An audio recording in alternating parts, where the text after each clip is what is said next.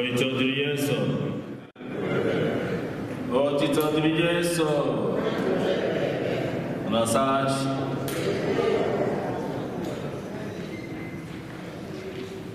Taa bụ ụka nke mmiri Chukwu nke Onyenwe anyị afọ nke atọ.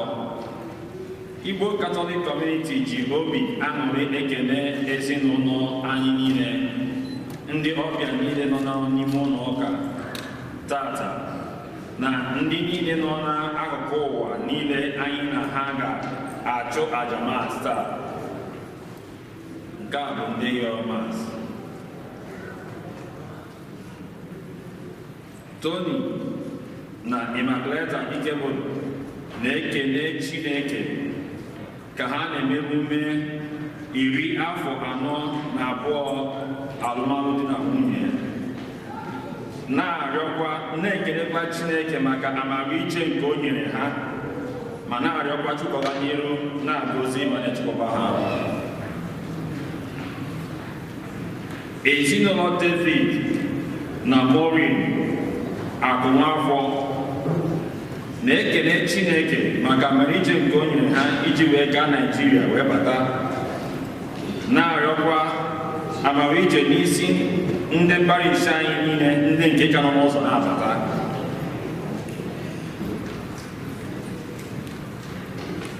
Ada Nwogbo na-ekele Chineke maka afọ nke gara aga nke 2024 nakwa afọ nke ọhụrụ a 2025, ma na-arịọkwa amara na obi ebere na ngọzi Chineke n'isi ya na isi ezinụlọ ya.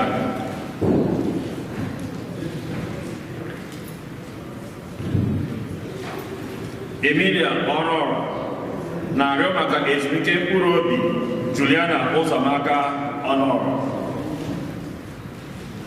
Ezinụlọ Ọfọndụ na Okolie na-arịọ maka ezumike mkpụrụ obi Rita Chinwe Ụtụtụ.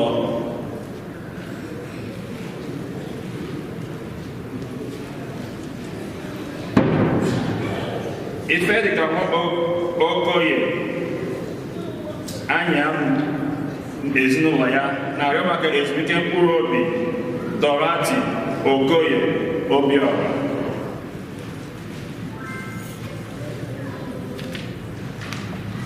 Ndị otu Legion of Mary na-arịọ maka ezumike mkpụrụ obi Serena Ebegbula.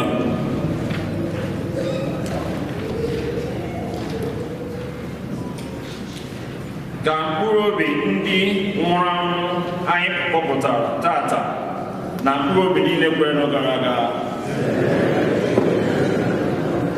onye isi nchụaja Mass tata ụkọchukwu Benedict Ọnụkwọ. Kịta ka anyị kwụrụ ọtọ were aṅụrị n'okwukwe tinyekọ n'ọnụ n'okwukwe.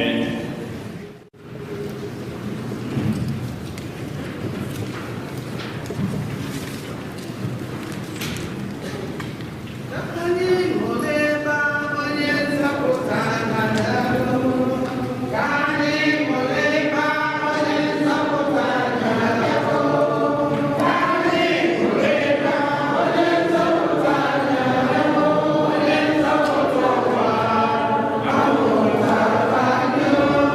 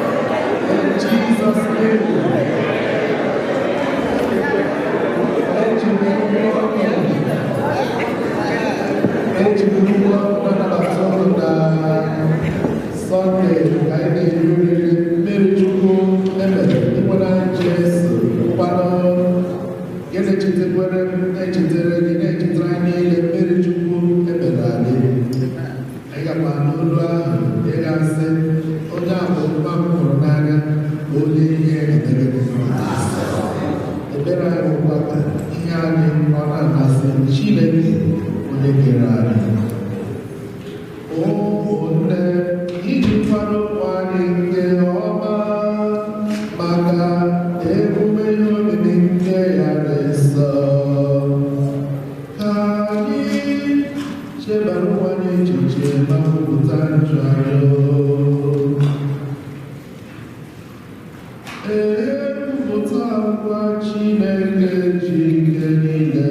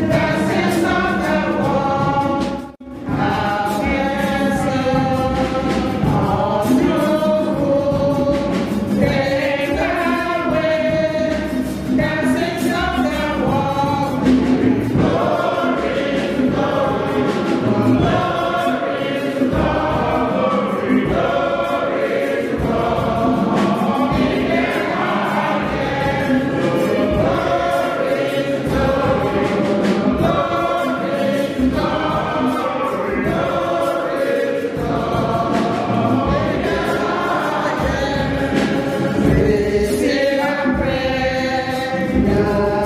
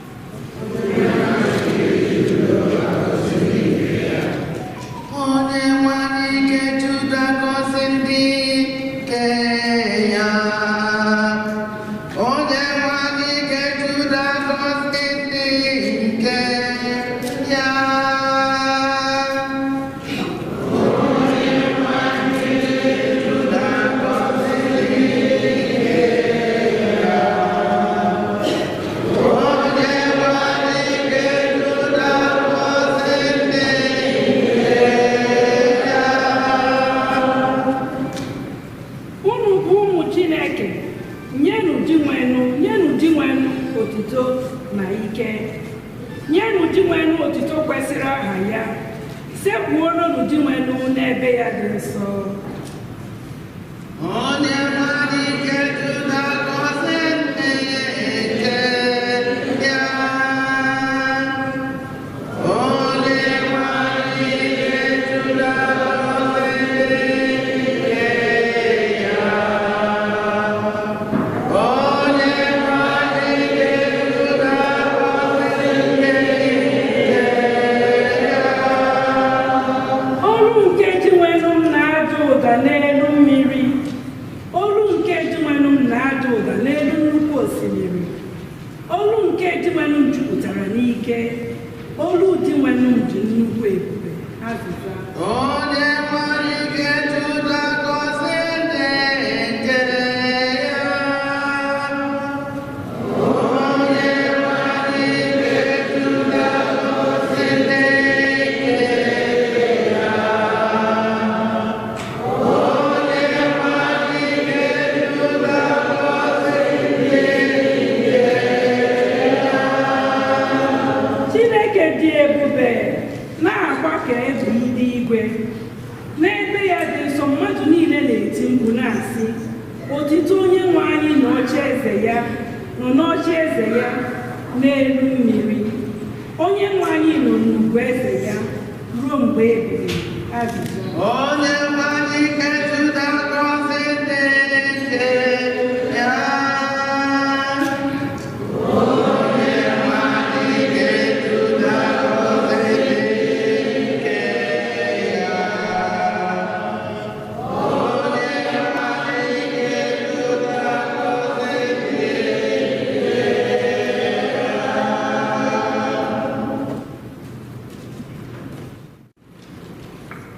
Ihe ọgụgụ ewetara n'ọrụ ndị ozi. Pita wee bido okwuchukwu ya sị, ugbu a ka m na-aghọta n'eziokwu na Chineke abụghị onye na-asọ mmadụ anya. Kama na mba ọbụla, onye ọbụla kwụbara aka ya ọtọ na-atụkwara ya egwu ka ọ na-anabata nke ọma. Ọ bụ ezie na Chineke zitere ụmụ Izrel okwu ya, ọ bụkwa ha ka e wetara ozi ọma nke udo site n'ọnụ Jesu Kristi. Ma Jesu Kristi bụ onye nwe mmadụ niile.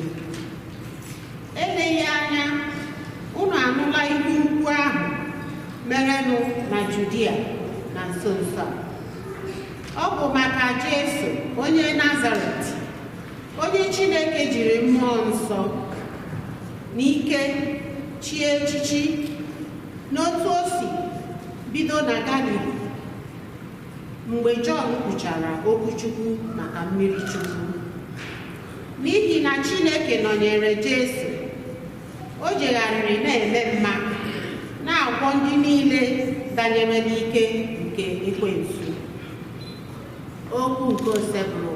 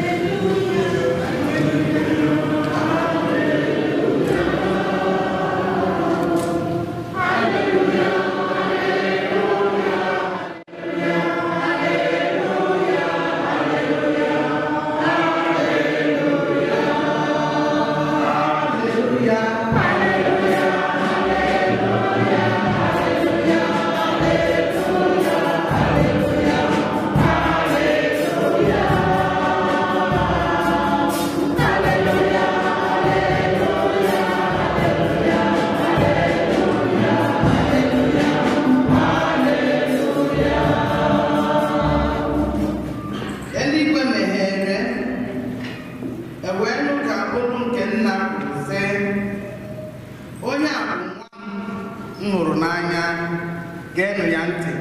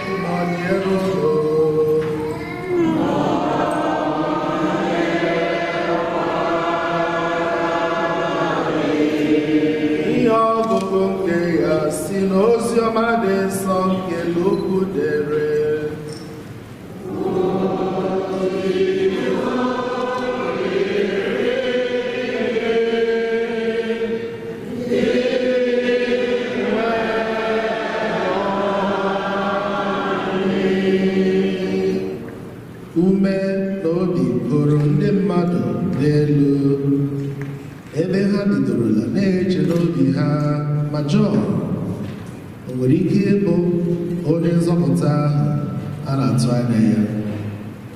N'ihi ya ka Jọn ji kwuo ya oha sị, eji mmiri na-eme ọnụ mmiri Chukwu, ma onye ka m ike na-abịa, onye na-ekwesịghị ọbụna ịtọpụ eriri akpụkpọ ụkwụ ya. Ọ ga-eji mmụọ nsọ na ọkụ mee ọnụ mmiri Chukwu. Mgbe e mesịrị mmadụ dum mmiri Chukwu, mgbe Jesu nọ na-ekpe ekpere ka e mesịrị mmiri Chukwu nke ya, eluigwe meghere, mmụọ nsọ dakwasịrị ya n'ụdị nduru. Olu wee si n'eluigwe kwuo sị, ị bụ nwa m hụrụ n'anya, ihe gị na-amasị m. Ozi ọma ozi elu ụwa.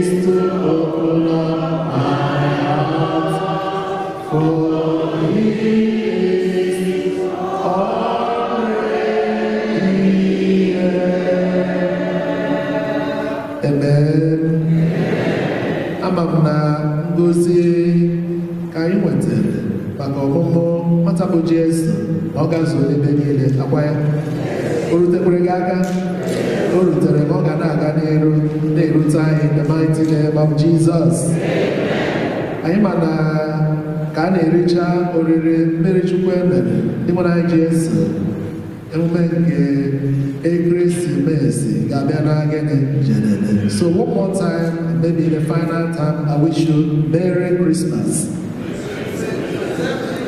Thank you.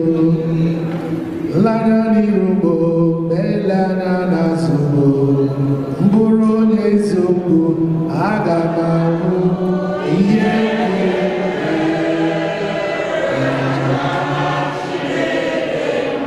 Are you sure? Anyị lanya na karịado, anyị lanya na kibado, anyị bụrụ ndị eziokwu, anyị ga-ahụ ihe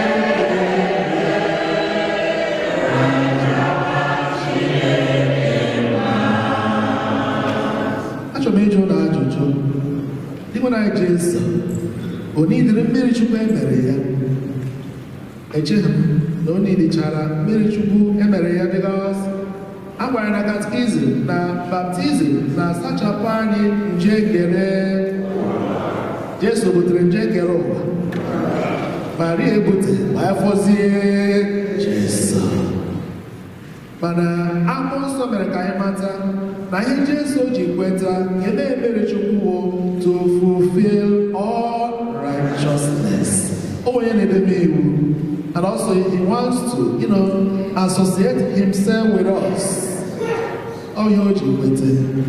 Ọhụhụ Jesu ahụhụ ọbịa ọzọma.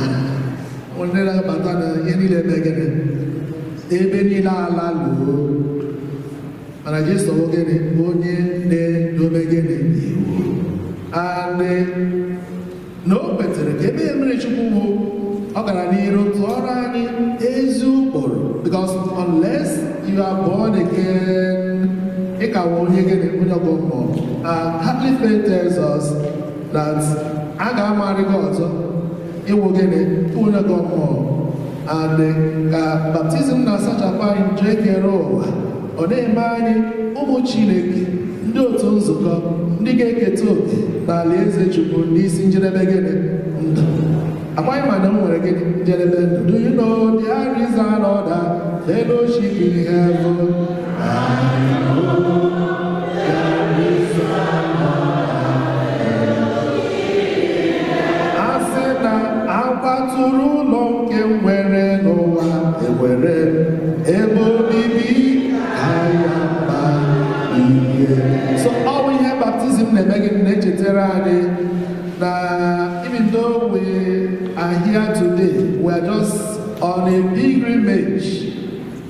The world is not our destination. Rather, we are journeying somewhere.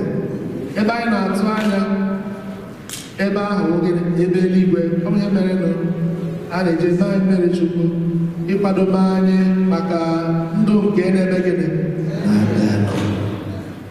and ịbụ eziokwu ka ha na-eme emume baptism of the Lord ebe nzukọ chemechara iru ọwụcha mmiri Chukwu emere Jesu kama mmiri Chukwu emere nke emere gịnị ka emere gị nwere ike isi onye nọ ga-akarị aka emere gị mmiri Chukwu. Hallelujah. The Lord is good all the time.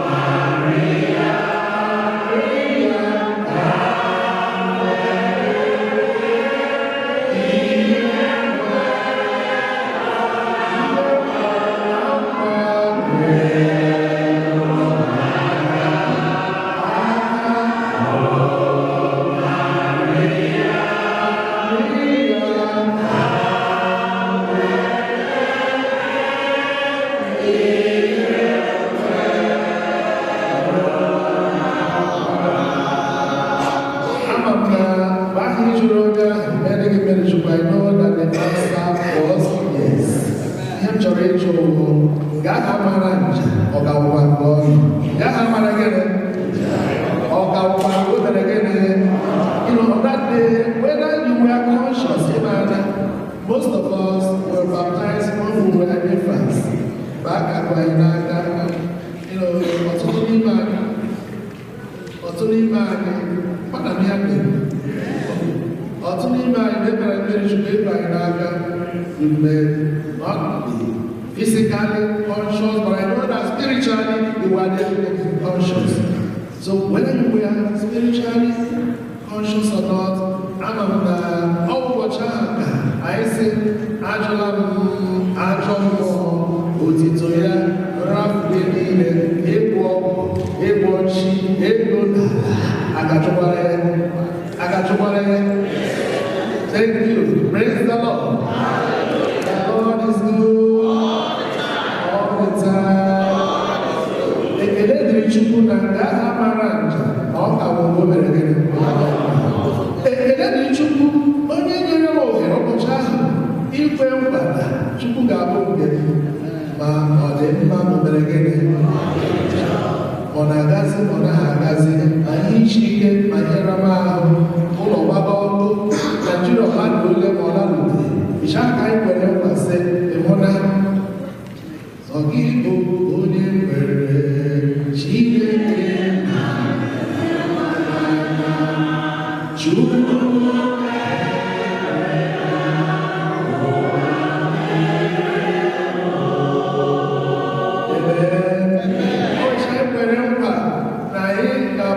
Chukwu ma ọ dị mma ma ọ dị njọ ma mụtara ma mụtaghị ma lụtara di ma lụtaghị di ma agbagoro otu uche ma emeghị gịnị agbagoro echi ahụ ka anyị sị anyị ga-abụ ihe Chineke ma ọ dị mma o mere gịnị so ihe merezi taa ọchara naanị ime emume baptism of the Lord rather we are going back to reflect iche echiche agarịkwa n'ọkwa asịbede na n'ọkwa come on rise up once again and begin that journey. After all, the stations of the cross, Jesus ọ dara nke mbụ na aka abụọ na aka atọ at each of the four Jesus rose again. Yes. He rose again.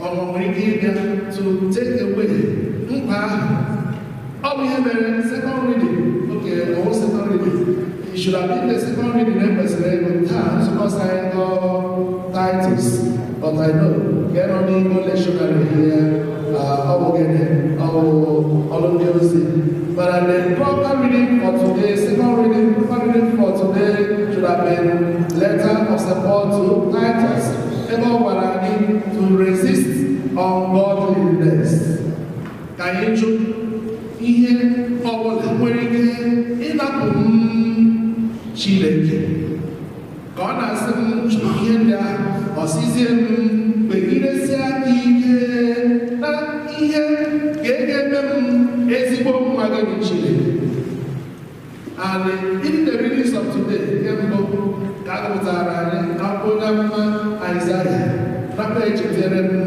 na onye mere mmeri Chukwu to whom much is given, much is expected. Isaiah today, ọ na-asị m lee onye m weliri aka m elu ọ bụ onye m ghọtara aghọta onye ihe ya na-eme m gịnị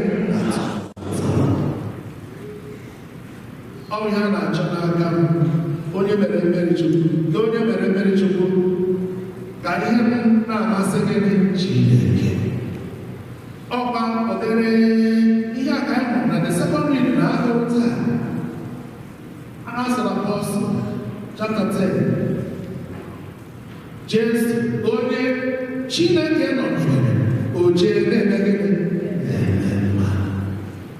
ihe a what is expected of me of you onye mere mmeri Chukwu ọhịa m ji jụọ sị ga amara nja ọkawụkwa mgbe ọnụ olu ahụ esi n'eluigwe si lekwe onye abụ nwa m onye m hụrụ n'anya onye omume anyị na-eme gịnị olu si n'eluigwe bịa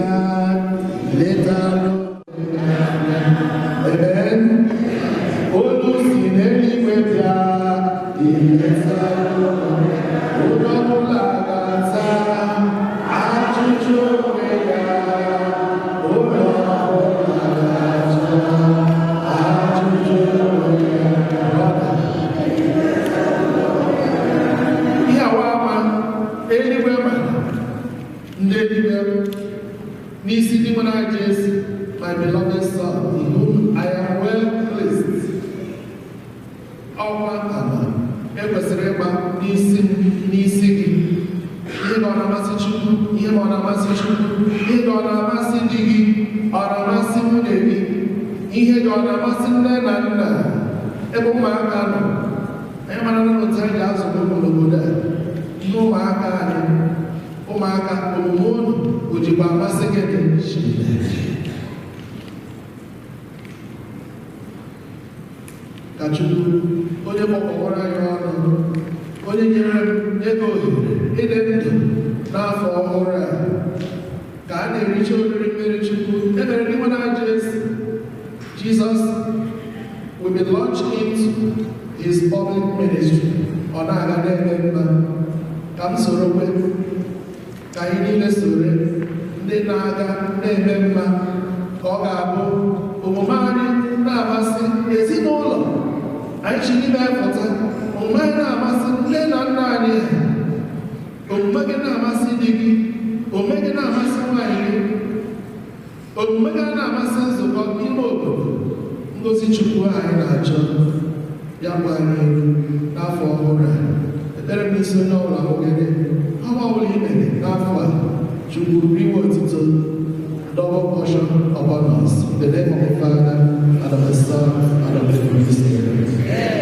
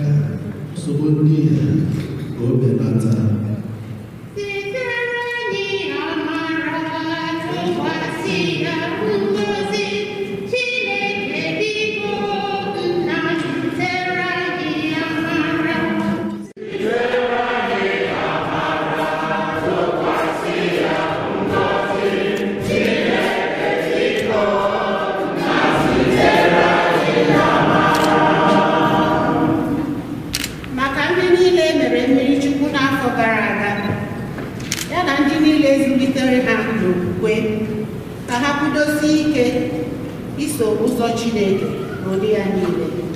Ndị nna biko, nna zitere anyị amara, zitere anyị amara, tụkwasị ya ngọzi.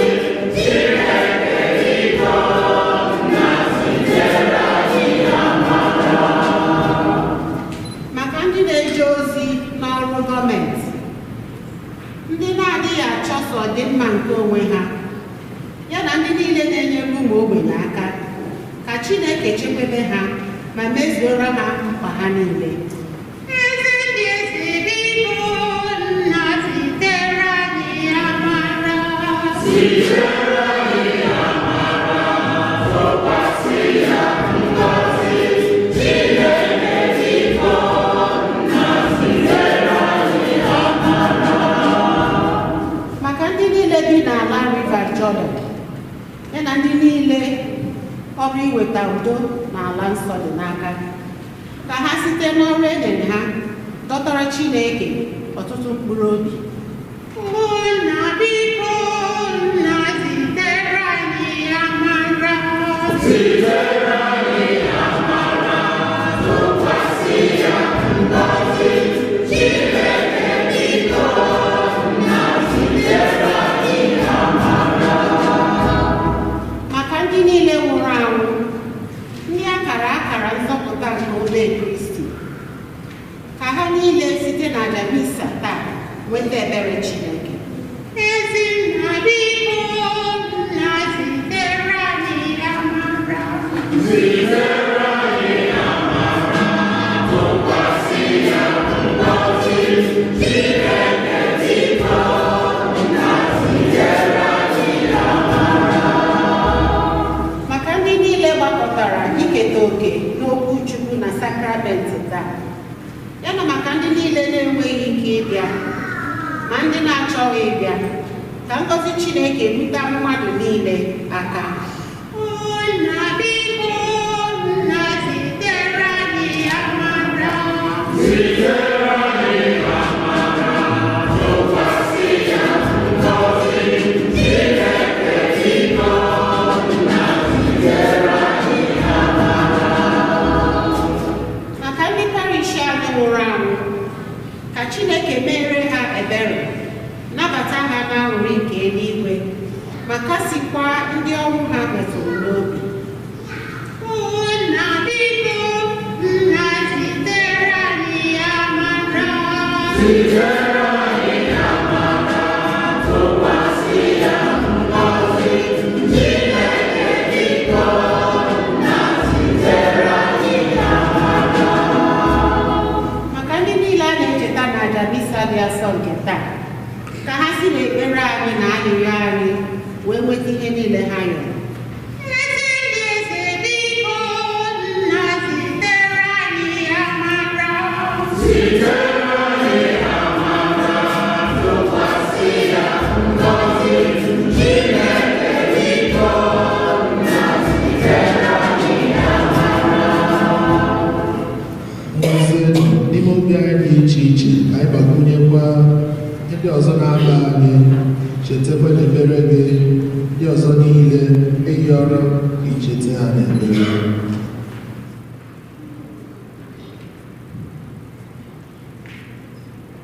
Anyị yọzie ndị ekpere, o sonyere anyị n'ekpere ka anyị na-ekpe. Maria, Maria,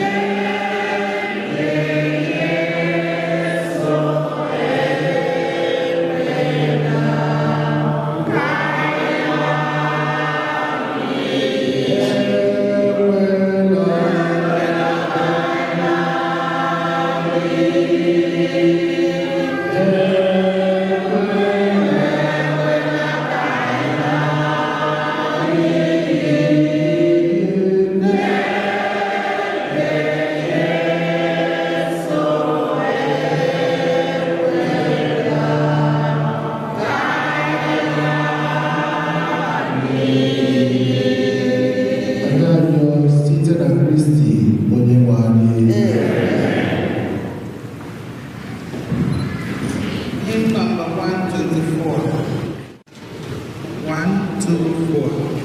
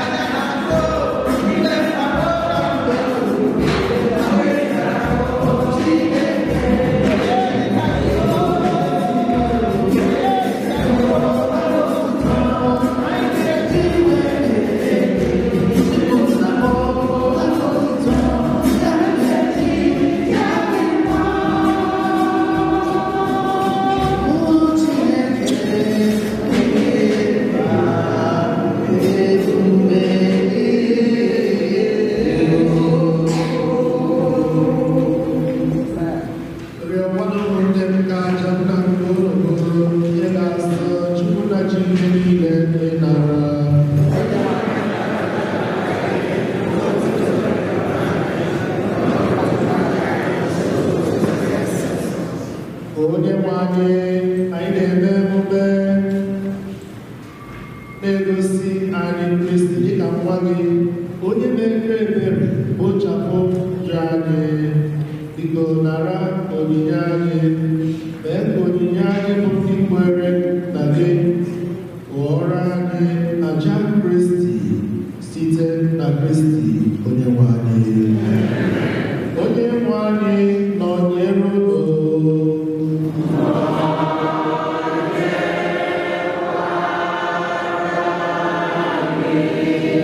Welitenụ obi unu elu.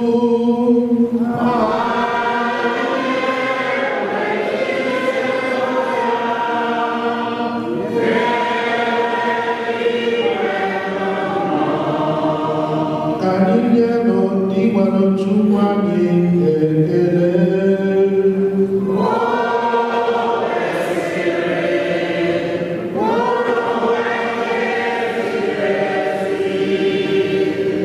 O kwesịrị ezi ihe bụrụkwa ihe ziri ezi na uru nke na-azọ ndụ, na anyị ga-enye gị ekele oge niile ebe niile. Onye nwe anyị nna dị nsọ, Chineke ji ike niile, onye dị ụwatụ ụwa n'osimiri Jọdan, iji akara dị ịtụnanya gosi nnukwu ihe omimi nke ụbọchị ọhụrụ. Iji ụda olu esi n'igwe mee ka ekwere na okwu gị binyere ndị mmadụ, nakwa were mmụọ gị ka ịgbadatara n'ụdị nduru tee Kristi odibo gị ude nke aṅụrị, ka e wenara ya dịka onye izitere ka ọ kụziere ụmụ ogbenye ozi ọma. N'ihi nke ya anyị na-eso igwe ndị mmụọ niile nke eluigwe na-eto ebube gị mgbe niile n'ukwe na-asị: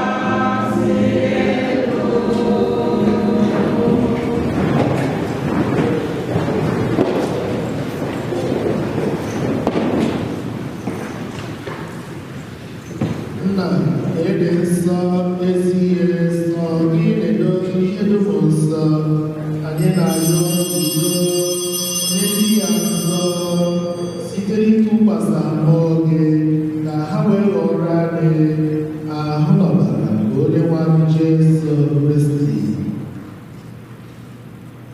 onye mgbe o kwetere ka edonye ya n'ahụ ọhụụ o jiri aka ya were nara were achịcha nye gị ekele n'otito nyawa ya nye ya ụmụazụ ya na-asị, maranụ nke rienụ ya ụlọ niile nke ya bụ ahụ ka a ga-edoro nye mmakọrọ.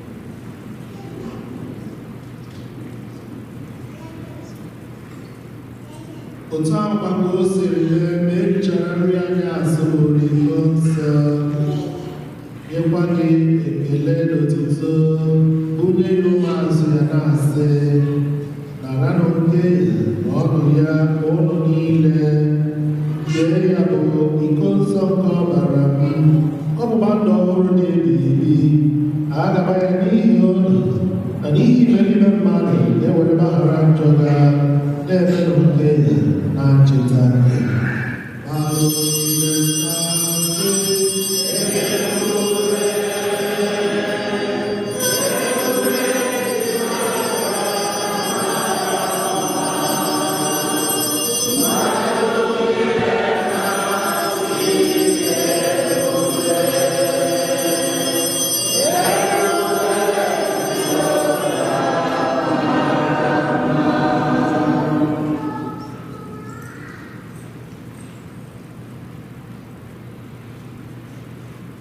ihe omimi nke okwukwe.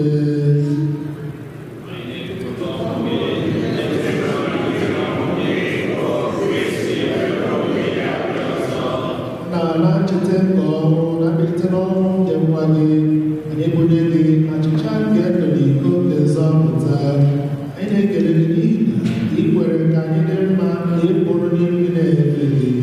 Ajụmala yọ ka anyị bụrụ ndị na-eketa oke na ahụ n'ọbara Kristi bụrụ otu site na njikọ nke mmụọ nsọ. Na ncheta nzukọ gị ga-azụrụ ụwa niile, mee ka ịhụnanya gị jupụta ya. Usekwu Bible Francis na Archbishop Bible Hostel na ndị ofe ọta gị niile. Chetakwazi ụmụnne anyị ndị ji okwukwe were gaa ezumike nke ọgwụ. Kpọbata ha na ndị ọzọ niile nwụrụ anwụ ihe nke iru gị. Anyị arịọ ka imere anyị niile ebere, ka anyị soro Virgin Maria na-egosipụta nke Chukwu, Joseph na-egosipụta di ya na ndị apọstọl na ndị nsọ gị niile, uche ndị nsọ niile uche gị kemgbe ụwa tụ ụwa kete ebe ndị ebe, ka anyị sorokwa ha na-eto gị na-edo gị ebube site na Jesu Kristi gwa gị.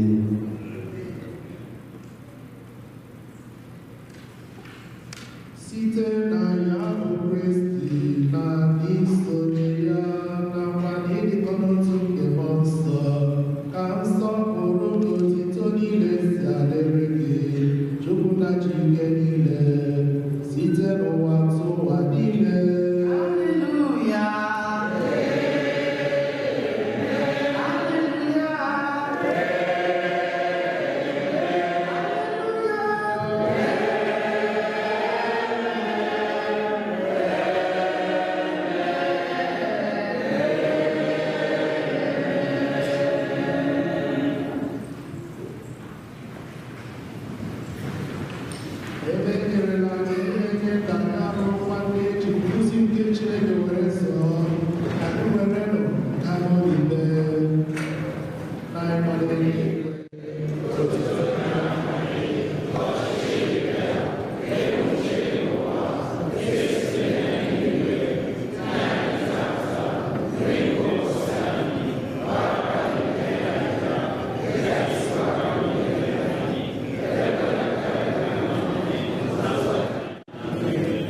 nzọpụta anyị na-arịọ ose mụrụ n'ajọ ihe niile were ebere gị udo n'oge nke anyị site n'inye aka ebere gị ka azọpụta anyị na njọ oge niile anyị were gbaa n'ahụ nsogbu niile were nchekwubere nsọ na-atụ anya maka mbighachi bụ onye nzọpụta anyị Jesu Kristi.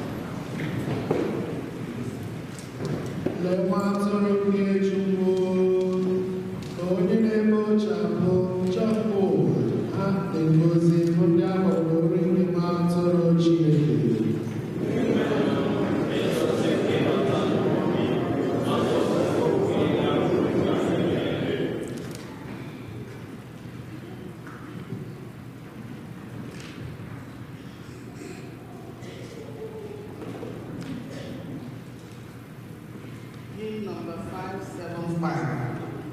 575.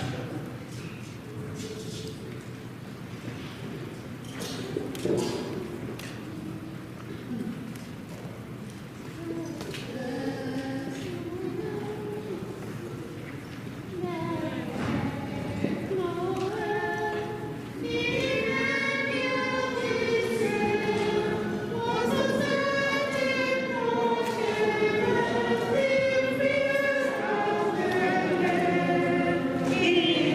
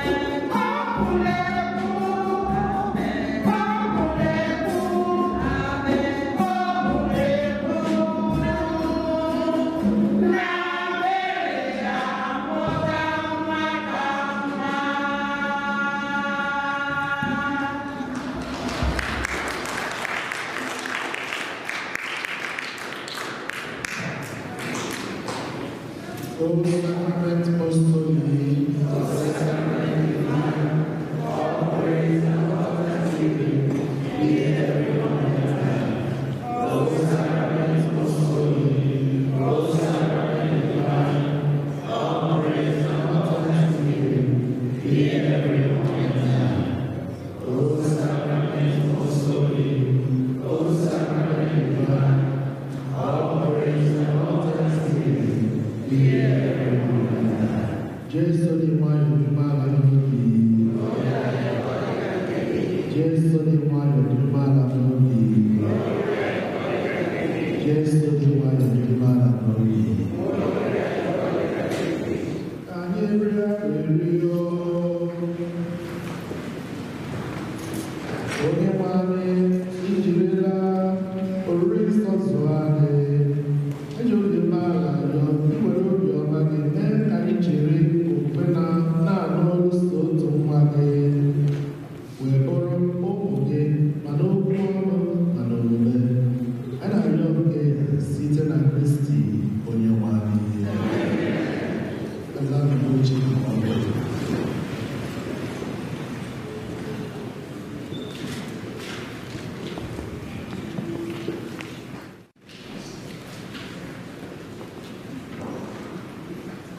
Oitodri Yesu.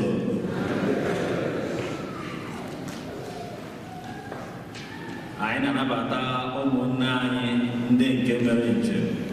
Anyị na-ekele Chineke onye nke du ha wee bata ma na-arịọkwa ka ndị nke nọ n'ụzọ ka o dukwa ha bata n'enweghị nsogbu n'aha Jizọs. Ka anyị gee ntị maka announcement. A na-eme ka anyị mara na anyị ka chọkwara ndị enyemaka ndị ga na-enye aka maka ihe onyonyo nke anyị na-eme n'ụlọ ụka ebe a ụbọchị Sọnde niile. So onwe ndị ihe nke na-emetụ n'obi ka a kpọtụrụ nwanne anyị nwoke Pọl Amuche.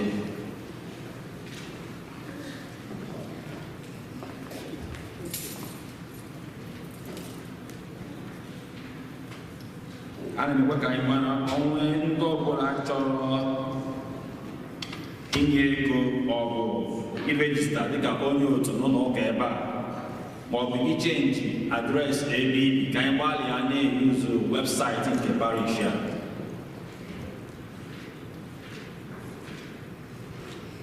Ndị niile kwere nkwa nke Together in Mission 5 years pledge dịka a na-ayọkwa ka anyị gbaa mbọ mezuo nkwa anyị kwere. Youth and young adults ga-enwe choir rehearsal ma gbasaa mass.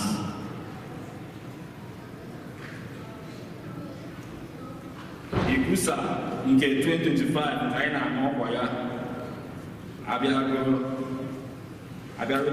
nso. So a na-eme ka anyị mara na ndị ọbụla agaghị ya bụ ikusa ndị nke na-ebupụbe ụgbọelu maọbụ ebe ha ga-anọ ka ha gbaa mbọ mee ya kịta o wee belatara afa ego. Sọnde nke na-abịa na nke ka anyị mana ọka bụ Faratansi Sọnde. So ndị otu Faratansi n'ebe a ka ha kwado maka ya bụ ume.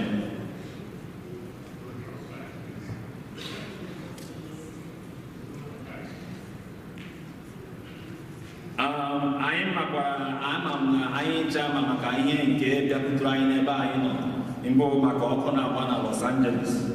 So anyị na-arịọ ka Chineke ma ndị ya bụ ọkụ metụtara ka Chineke ga n'iru na-atasi ha obi n'aha Jizọs.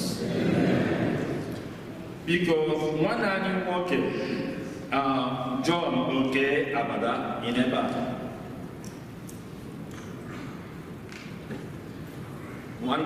Nwanne anyị nwoke John Oke Abada, nwanne ya nwoke the senior brother akwụrụ na Nigeria ụbọchị Jenụwarị 2nd.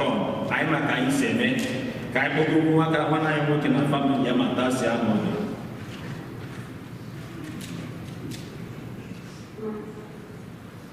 Anyị nwere ndị ọhụrụ n'ụlọ kapịta. If today is your first time of worshiping with us, please may you stand.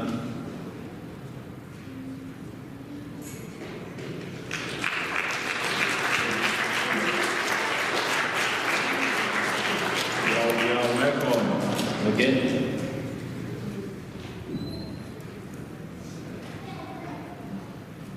Kita anyị na-ekene Fada tụrụ anyị na Damisa tata nke bụ Fada Benedict ọnụ ụfọ ka anyị kpụpụrụ ya aka.